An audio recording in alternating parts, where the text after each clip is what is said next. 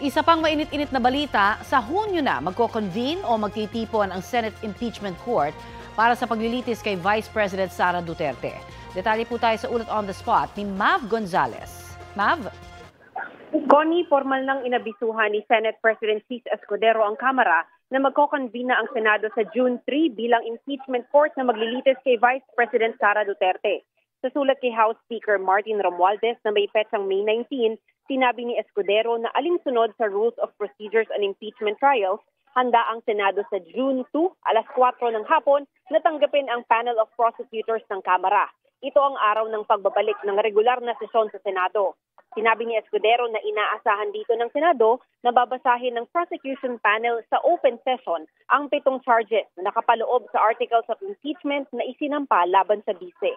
Kinabukasan nito o June 3, alas 9 ng umaga, magko-convene ang Senado bilang impeachment court para sa pag-i-issue ng mga summons at iba pang kaugnay na kautusan. Nakasaad sa sulat ni Escudero na copy furnished o pinadalahan ng kopya nito si Vice President Duterte. Sinusubukan pa ng GMA Integrated News na kunan ng pahayag ang bise. Pero dati ninyang sinabi na gusto niyang matuloy ang trial. Connie? Maraming salamat, Mav Gonzalez.